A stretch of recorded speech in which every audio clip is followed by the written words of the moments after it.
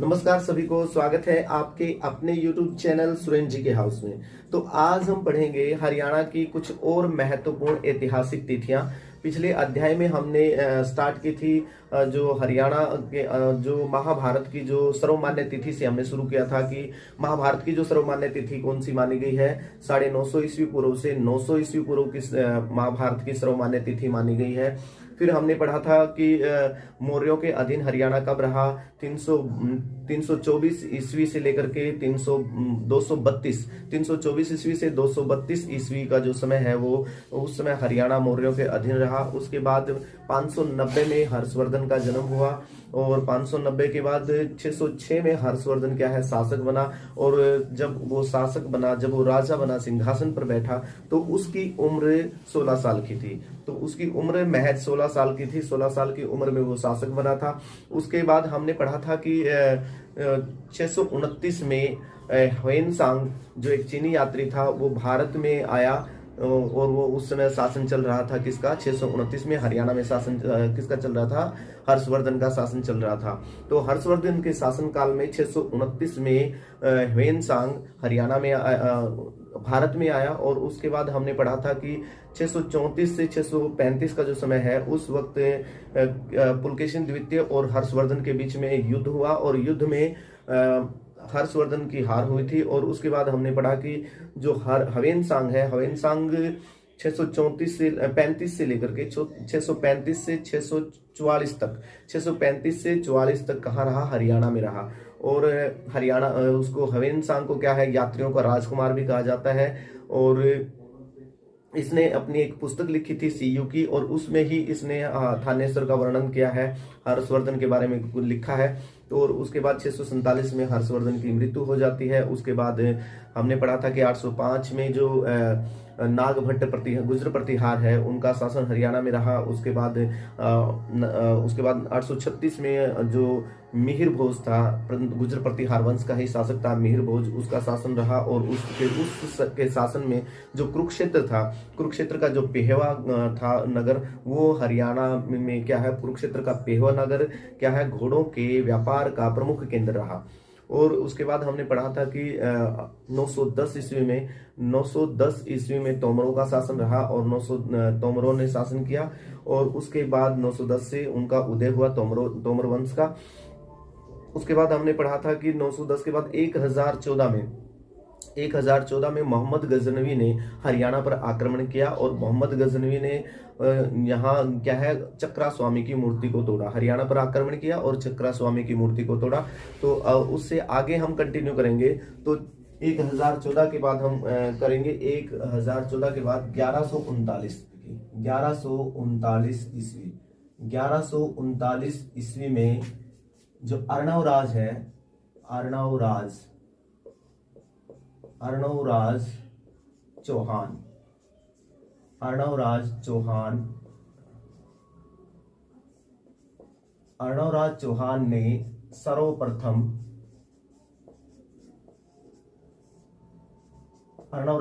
ने सर्वप्रथम प्रतिहारों को हराया।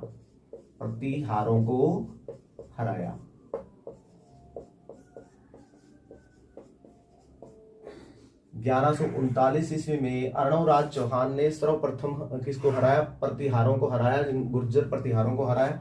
उसके बाद 1151 ईस्वी में क्या था, पृथ्वीराज चौहान का राज्याभिषेक हुआ। पृथ्वीराज चौहान का राज्याभिषेक।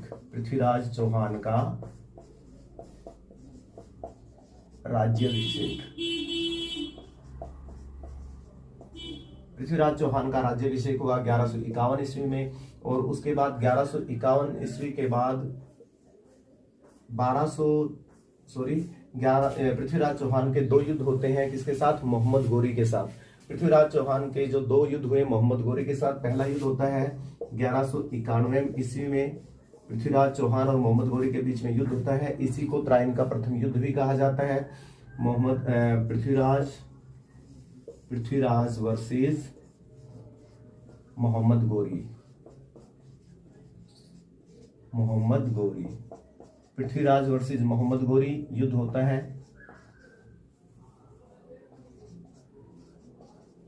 मोहम्मद गोरी। इस युद्ध में पृथ्वीराज चौहान की क्या है, जीत हो जाती है और मोहम्मद गोरी की क्या होती है, हार होती है। ये पहला युद्ध है और इसी को क्या कहते हैं, तराइन का प्रथम युद्ध कहा जाता है। तराइन का प्रथम युद्ध 1191 का जो युद्ध हुआ था पृथ्वीराज चौहान और मोहम्मद गोरी के बीच में, उसको तराइन का प्रथम युद्ध भी कहा जाता है। और ये तराइन कहाँ है, तराइन करनाल में है, तराइन करनाल में। और तराइन का आज नाम तरावड़ी है, तरावड़ी कहते हैं आज, इसका जो नाम है आज का नाम तराइन, तराइन का तरावड़ी है और ये करनाल में है।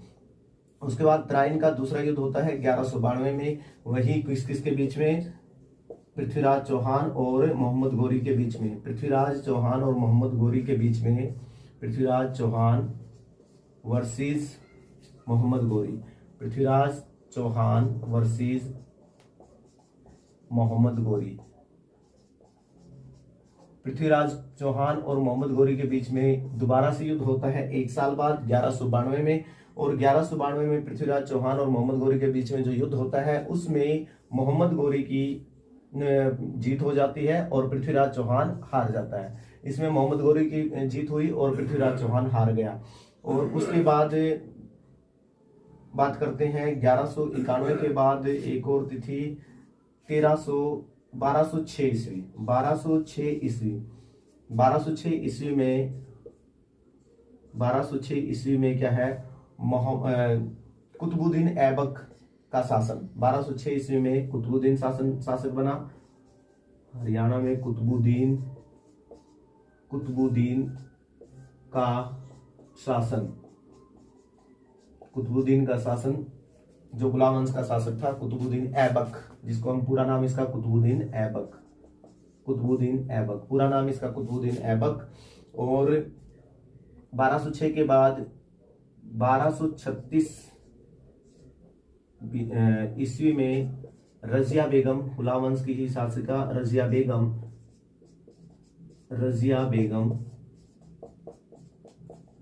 दिल्ली की गद्दी पर बैठती है, दिल्ली की गद्दी पर बैठी, यानी कि शासिका बनी। और रजिया बेगम को दिल्ली की गद्दी पर बैठने वाली प्रथम महिला शासिका कहा जाता है। रजिया बेगम को प्रथम महिला शासिका रजिया बेगम जो दिल्ली की गद्दी पर बैठी, तो पहली महिला शासिका कौन है, रजिया बेगम कहा जाता है। और 1240 ईस्वी में रजिया बेगम की क्या है, हत्या कर दी। किसने, हत्या हो गई रजिया बेगम की। रजिया बेगम की हत्या किसके द्वारा, कैथल के डाकुओं के द्वारा। कैथल के कुछ डाकुओं ने रजिया बेगम की हत्या कर दी। किसके द्वारा, कैथल के कुछ डाकुओं द्वारा, कैथल के कुछ डाकुओं द्वारा। कब, 12 अक्टूबर 1240 में। कब कर दी गई उसकी हत्या, 12 अक्टूबर 1240 में। 12 अक्टूबर 1240 में रजिया बेगम की हत्या कर दी। और ये हत्या किसने की, कैथल के कुछ डाकुओं ने इसकी हत्या कर दी। और उसके बाद 1266 ईस्वी में गुलाम वंश का जो शासक है बलबन क्या बना, शासन। बलबन का हरियाणा पर अधिकार हो गया, बलबन का हरियाणा पर अधिकार। 1266 ईस्वी में बलबन का हरियाणा पर अधिकार। और उसके बाद एक और तिथि याद रखेंगे, 1290 ईस्वी में खिलजी वंश का शासन, खिलजी वंश का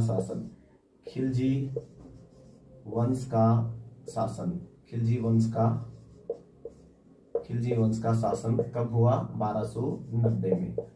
1290 में खिलजी वंश का शासन हुआ हरियाणा पर। और उसके बाद 1290 के बाद हम बात करते हैं 1351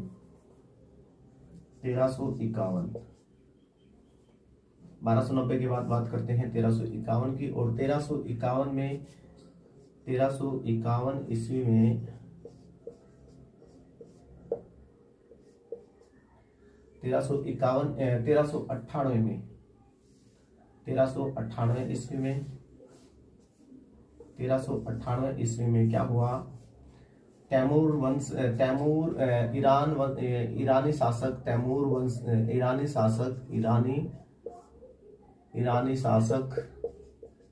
तैमूर लंग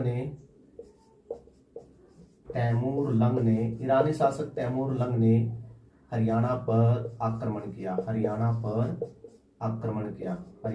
आक्रमण किसका? तैमूर लंग का। हरियाणा पर आक्रमण कब? 1398 में। 1398 के बाद हम बात करते हैं 1451 की। 1451 ईस्वी में लोधी वंश का शासन। लोधी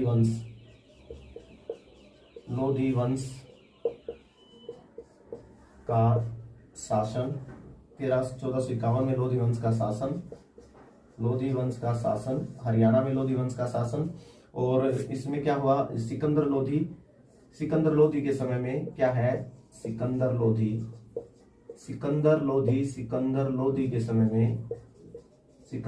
के समय में जींद और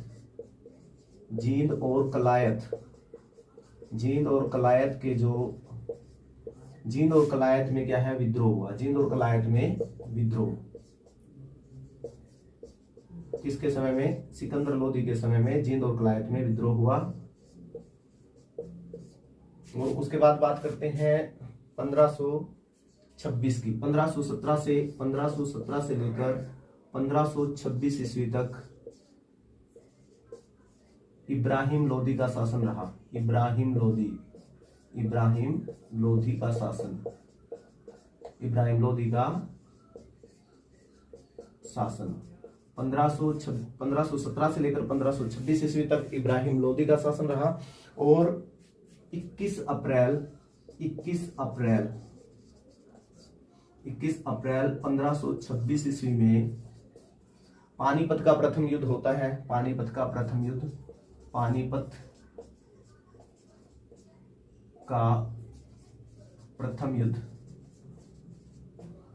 प्रथम युद्ध हुआ किस के बीच में?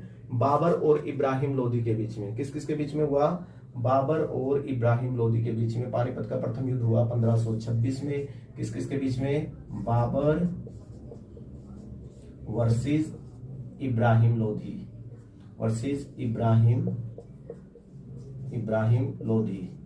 बाबर और इब्राहिम लोधी के बीच में क्या है? 1526 में 21 अप्रैल 1526 ईस्वी में बाबर और इब्राहिम लोधी के बीच में हुआ। और इब्राहिम लोधी क्या हुआ? बाबर ने इब्राहिम लोधी को हरा दिया। तो बाबर ने इब्राहिम लोधी को हरा दिया और यहाँ बाबर की विजय हुई। तो अब इसके बाद 1526 के बाद मुगल वंश का शासक शुरू हो जाता है। तो ये थी वीडियो हमारी जो ऐतिहासिक तिथियां जो हरियाणा से संबंधित हैं, इनको हम दोबारा से एक बार फिर रिवाइज कर लेते हैं। जैसे कि हमने शुरू किया था 1339 से। 1339 में क्या है? अर्णवराज चौहान ने सर्वप्रथम किसको हराया? गुर्जर प्रतिहारों को हराया। उसके बाद 1151 पृथ्वीराज चौहान का राज्याभिषेक हुआ। 1191 में पृथ्वीराज और मोहम्मद गोरी के बीच में युद्ध हुआ, जिसमें मोहम्मद गोरी की विजय हुई। और प्रथम युद्ध पृथ्वीराज चौहान जीता। और उसके बाद जो कहाँ हुआ? तराइन के मैदान में। और ये तराइन का मैदान कहाँ पे है? त्रावड़ी में। आज त्रावड़ी इसको कहा जाता है, करनाल के अंदर है। 1192 में पृथ्वीराज चौहान और मोहम्मद गोरी के बीच में दोबारा से युद्ध होता है। इस युद्ध में पृथ्वीराज चौहान हार जाते हैं और मोहम्मद गोरी की विजय होती है। और उसके बाद 1206 में कुतुबुद्दीन ऐबक का शासन शुरू हुआ। और उसके बाद कुतुबुद्दीन ऐबक का शासन चला। और 1236 ईस्वी में रजिया बेगम दिल्ली की गद्दी पर बैठी। और ये रजिया बेगम किसकी लड़की थी? ये रजिया बेगम इल्तुतमिश की लड़की थी रजिया बेगम। और 1240 में रजिया बेगम की हत्या कर दी किसने? कैथल के कुछ डाकुओं ने। और 12 अक्टूबर 1240 ईस्वी में रजिया बेगम की हत्या कर दी। और इस रजिया बेगम का मकबरा कहाँ है? कैथल में ही रजिया बेगम का मकबरा है। तो कैथल में ही कहाँ है रजिया बेगम का मकबरा? कैथल में है। मकबरा किसका? रजिया बेगम का मकबरा कैथल में है। रजिया बेगम का मकबरा कहाँ है? कैथल में है रजिया बेगम का मकबरा। और उसके बाद हमने पढ़ा कि 1266 में बलबन का अधिकार, हरियाणा पर अधिकार। 1290 में खिलजी वंश का शासन चला। 1290 के बाद 1398 में ईरानी शासक, 1398 ईस्वी में ईरानी शासक जो क्या नाम है उसका, तैमूर लंग ने हरियाणा पर आक्रमण किया। और 1451 में लोधी वंश का शासन शुरू हुआ। सिकंदर लोधी के समय में जींद और कैलायत में, कैलायत कैथल में है, और जींद और कैलायत में क्या हुआ, विद्रोह हुए। और उसके बाद 1517 से 1526 ईस्वी तक, 1517 से लेकर 1526 ईस्वी तक इब्राहिम लोदी का शासन रहा। और इब्राहिम लोदी के समय में एक युद्ध होता है 1526 ईस्वी में। 21 अप्रैल 1526 ईस्वी को पानीपत का प्रथम युद्ध होता है। पानीपत का प्रथम युद्ध कहाँ हुआ, पानीपत का प्रथम युद्ध कब हुआ, 21 अप्रैल 1526 में। और किस किस के बीच में, इब्राहिम लोदी और बाबर के बीच में, बाबर और इब्राहिम लोदी के बीच में। इसमें इब्राहिम लोदी की हार हो जाती है। और अब क्या है, इस पानीपत के युद्ध के बाद क्या है, किसका शासन शुरू हो जाता है, मुगलों का शासन शुरू हो जाता है। तो ये थी कुछ तिथियां जो हमने पढ़ी हैं, और आगे और भी बहुत सी हैं। तो आपको ये वीडियो कैसी लगी है, आप अगर आप ये इन सभी के नोट्स बना लें, जिससे क्या है आप इनको बाद में रिवाइज कर सकते हैं। और वीडियो आपको अच्छी लगी है तो लाइक कर देना, और इस तरह की और जो वीडियोस हैं लगातार आती रहेंगी, क्योंकि एग्ज़ाम अभी होने वाला है डी ग्रुप का और सिटी मेन का जो एग्ज़ाम होने वाले हैं। तो ये सारी हरियाणा की लगभग 25 नंबर की आती है, आप सभी को पता है। 25 क्वेश्चन आएंगे हरियाणा के डी ग्रुप में, और ऐसा ही कुछ 20-22 उसमें आएंगे लगभग, सिटी मेन में आएंगे। तो ये आपके लिए बहुत ही बेनिफिशियल है। अगर यहाँ से अगर हरियाणा जी की अच्छी हो जाती है तो आपका जो वो निकलना, एग्ज़ाम निकलना लगभग तय हो जाता है। तो आपको इस तरह की और वीडियोस के लिए चैनल को सब्सक्राइब कर लीजिएगा और बेल आइकन प्रेस कर दीजिएगा, ताकि हर वीडियो की नोटिफिकेशन आपको मिलते रहे। तो मिलते हैं किसी और वीडियो में। Thank you, bye bye.